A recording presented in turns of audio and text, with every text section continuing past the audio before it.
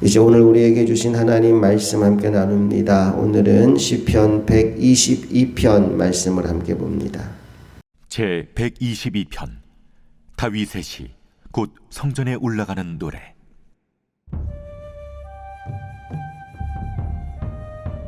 사람이 내게 말하기를 여호와의 집에 올라가자 할 때 내가 기뻐하였도다. 예루살렘아, 우리 발이 내 성문 안에 섰도다. 예루살렘아, 너는 잘 짜여진 성읍과 같이 건설되었도다. 지파들 곧 여호와의 지파들이 여호와의 이름에 감사하려고 이스라엘의 전례대로 그리로 올라가는도다. 거기에 심판의 보좌를 두셨으니 곧 다윗의 집의 보좌로다. 예루살렘을 위하여 평안을 구하라. 예루살렘을 사랑하는 자는 형통하리로다. 내 성 안에는 평안이 있고 내 궁중에는 형통함이 있을지어다. 내가 내 형제와 친구를 위하여 이제 말하리니 내 가운데 평안이 있을지어다. 여호와 우리 하나님의 집을 위하여 내가 너를 위하여 복을 구하리로다. 여러분은 다른 사람들이 어디에 가자라고 할 때 가장 기쁘고 즐거우신가요? 아이들은 놀러 가자, 놀이동산 가자 그러면 신이 날 겁니다. 술을 좋아하는 사람은 술 마시러 가자 그러면 당장 뛰쳐나오겠죠. 연애하는 사람들은 애인이 데이트 가자 그러면 너무 좋아서 예쁘게 꾸미고 나올 겁니다. 오늘 시편 122편을 쓴 다윗은 언제 또 사람들이 무엇 하자 할 때 가장 기뻐했는지 우리 말씀을 통해 확인하겠는데요. 1절 말씀을 다시 한번 읽어봅니다. 시작. 사람이 내게 말하기를 여호와의 집에 올라가자 할 때 내가 기뻐하였도다. 언제 기뻐했다고요? 여호와의 집에 올라가자라고 말할 때 기뻐했대요.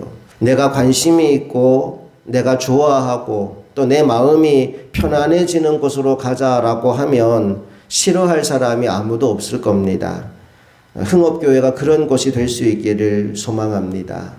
생각만 해도 기쁘고 좋은 곳, 찾아오면 더 좋은 곳, 그래서 다시 찾아가고 싶은 곳이 될 수 있기를 간절히 바랍니다. 사람들이 나에게 여호와의 집에 올라가자 할 때 너무너무 기뻤어요. 그리고 기쁘니까 곧바로 뛰쳐나와서 그 사람들과 함께 성전으로 올라가는 겁니다. 자, 2절 3절 읽어봅니다. 시작. 예루살렘아, 우리 발이 내 성문 안에 섰도다. 예루살렘아, 너는 잘 짜여진 성읍과 같이 건설되었도다. 예루살렘아 하고 부르고 있습니다. 예루살렘은 성전이 있는 곳이지요. 거기 지금 도착한 겁니다. 성전을 바라보며 다윗이 감탄하고 있어요. 우리 발이 성문 안에 들어왔다. 들어와 보니까 너무나 잘 건축되었구나. 잘 지어졌구나. 감탄하고 있습니다. 여러분, 그런데 중요한 건 성전에 온 목적이 감상이 아니죠. 뭐 하러 온 겁니까? 하나님을 예배하러 온 겁니다. 그러니 감탄만 하고 서 있을 수 없어요. 4절로 가봅니다. 시작. 지파들 곧 여호와의 지파들이 여호와의 이름에 감사하려고 이스라엘의 전례대로 그리로 올라가는도다. 아멘. 예배의 핵심은 감사하는 겁니다. 하나님께 감사하는 것이 예배입니다. 하나님께 감사하기 위해 지금 올라가고 있다라고 말하죠. 또 하나 예배에서 빠질 수 없는 게 있어요. 그게 뭐냐 하면 바로 기도입니다. 하나님께 구하는 거예요. 6절 7절 말씀 함께 읽습니다. 시작. 예루살렘을 위하여 평안을 구하라. 예루살렘을 사랑하는 자는 형통하리로다. 내 성 안에는 평안이 있고 내 궁중에는 형통함이 있을지어다. 지금 구하고 있어요. 기도하고 있어요. 두 가지 내용을 기도하는데 첫 번째는 평안을 위해서 기도합니다. 예루살렘을 위하여 평안을 구하라. 평안을 위해 기도해요. 두 번째는 형통을 위해 기도합니다. 예루살렘을 사랑하는 자는 형통하리로다. 내 성 안에 평안이 있고 내 궁중에 형통함이 있을지어다. 두 가지 평안과 형통을 구하고 있습니다.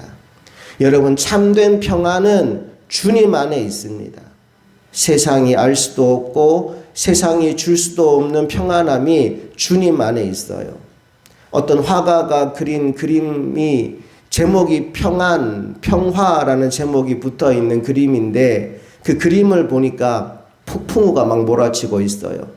깜깜하고 어두운 밤에 폭풍우가 막 몰아치는데 그 그림의 제목이 평화예요.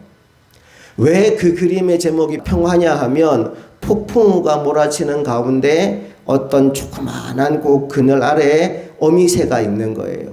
그 어미새가 아기 새를 품고 있는 거예요. 그 그림에서 핵심이 뭐냐 하면 환경은 폭풍우가 치고 깜깜하고 어둡고 너무너무 힘든 상황처럼 보이지만 어미새의 품 안에 안겨있는 아기 새는 어떤 환경 가운데서도 평안함을 누릴 수 있다라는 것을 그 그림을 통해 보여준 거였어요. 여러분의 인생에 어떤 문제가 있다 하든지 우리 주님의 품 안에 있으면 우리는 평안함을 누릴 수 있습니다. 오늘도 하나님이 여러분의 삶 가운데 평안함을 주실 것을 간절히 소망합니다. 세상이 어찌할 수 없는, 세상이 감당할 수 없는 하나님의 사람, 그 평안함이 우리 안에 있기를 원합니다. 또 하나, 형통. 여러분, 진정한 형통은 누가 누리는 것이냐? 하나님과 함께하는 사람이 누리는 것입니다. 우리가 창세기에서 보았지만 요셉이 어려운 일을 참 많이 당했잖아요.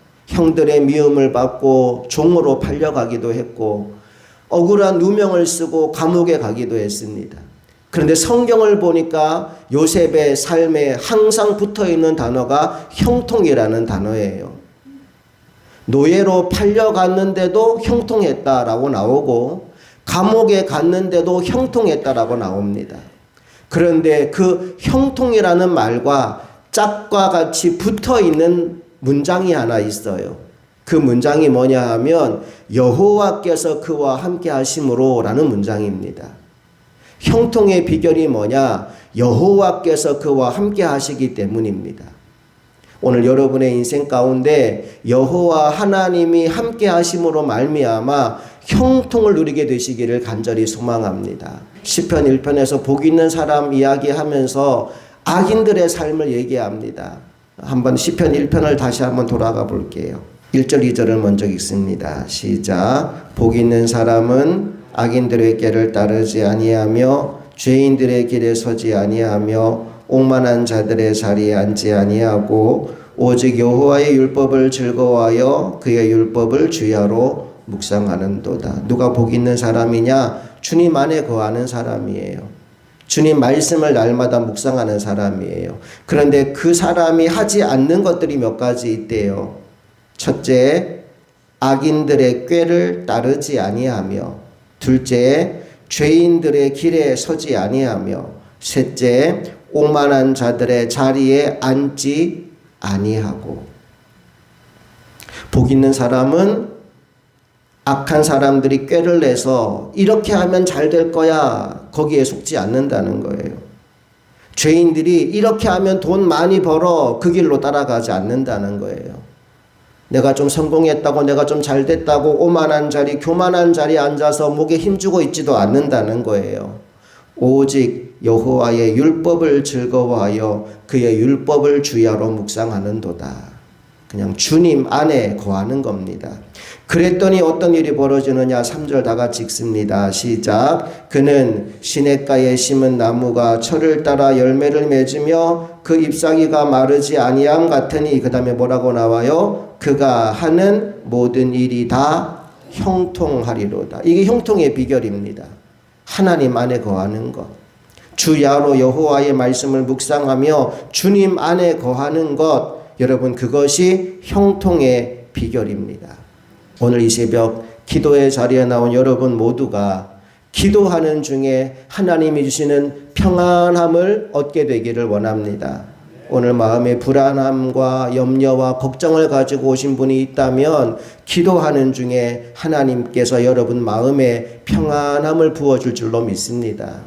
또한 여러분의 일상의 모든 삶 가운데 어디에 가서 무엇을 하든지 여호와 하나님이 함께 하심으로 말미암아 또 그 모든 현장에서 내가 여호와 하나님의 말씀을 묵상함으로 말미암아 하나님이 주시는 형통을 누리며 살아가는 하나님의 사람들이 되기를 간절히 바랍니다.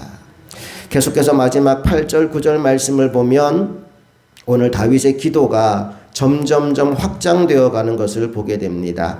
8절 9절 다 같이 읽습니다. 시작. 내가 내 형제와 친구를 위하여 이제 말하리니 내 가운데 평안이 있을지어다. 여호와 우리 하나님의 집을 위하여 내가 너를 위하여 복을 구하리로다. 기도가 점점 확장되어 가죠. 내가 내 형제와 친구를 위하여 그리고 또 우리 하나님의 집을 위하여 마지막으로 내가 너를 위하여 복을 구한다 라고 말합니다. 기도가 나만을 위한 기도가 아니라 이웃과 친구와 형제와 하나님의 집 교회와 그리고 여러 다른 모든 사람들을 위하여 평안과 복을 구하는 중보 기도를 하고 있지요. 이 새벽 우리의 기도도 이렇게 확장되어 가게 되기를 간절히 바랍니다. 정리해 볼게요. 오늘 시편 122편을 시간 순으로 정리해 본다면 이런 얘기입니다. 누가 나한테 교회 가자, 예배하러 가자 그러는 거예요. 그 말 듣고 귀찮아, 가기 싫어 이게 아니라 너무너무 기쁜 거예요. 여러분 누군가가 여러분에게 교회 가자, 예배하러 가자, 모임하자 그러면 뒤로 빼지 마시고 짜증내지 마시고 기뻐하며 따라가시기를 축복합니다. 오늘 다윗의 마음은 그래요. 교회 가자 말 듣는 순간 너무 기뻐요. 그래서 따라갑니다. 따라가 봤더니 그 교회 너무 좋은 거예요. 건물도 예쁘고 분위기도 너무너무 좋아요. 사실 저도 그런 경험을 할 때가 있는데 어느 교회에 가보면 건물도 좋고 인테리어도 잘 돼 있는데 앉아있는데 냉랭함을 느끼는 교회들이 있어요. 기도도 잘 안 되고 오래 머물지 못하고 나가는 교회가 있더라고요. 반면에 어떤 교회는 뭐 건물 자체는 그렇게 뛰어나고 화려한 건물이 아닌데 예배하러 탁 앉으면 아늑함이 느껴지는 교회가 있어요. 마음이 따뜻해지는 교회가 있어요. 또 기도가 잘 되는 교회가 있어요. 거기서 기도를 시작하면 나는 그냥 짧게 기도하고 가야지라고 생각하고 들어갔는데 정말 오래 깊은 기도를 하는 그런 현장도 있더라고요. 아마도 그곳에 하나님의 임재가 있고 하나님의 은혜가 있기 때문에 그런 것들을 우리가 경험하지 않는가라는 생각을 했던 적이 있습니다. 우리 흥업교회가 하나님의 은혜와 하나님의 임재가 가득한 교회가 되어서 이곳에 올 때마다 주님이 주시는 행복을 누리게 되기를 간절히 바랍니다.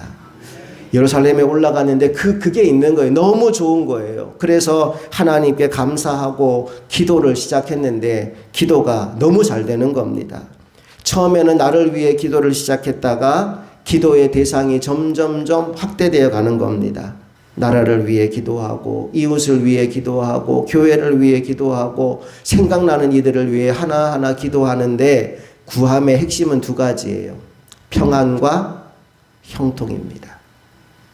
하나님이 주시는 평안함, 하나님이 함께 하신 결과로 주어지는 형통, 이 두 가지 제목을 놓고 하나님 앞에 간절히 기도하는 오늘 이 다윗의 기도가 이 새벽 주님 전에 나와 예배하는 여러분 모두의 기도가 될 수 있기를 간절히 소망합니다.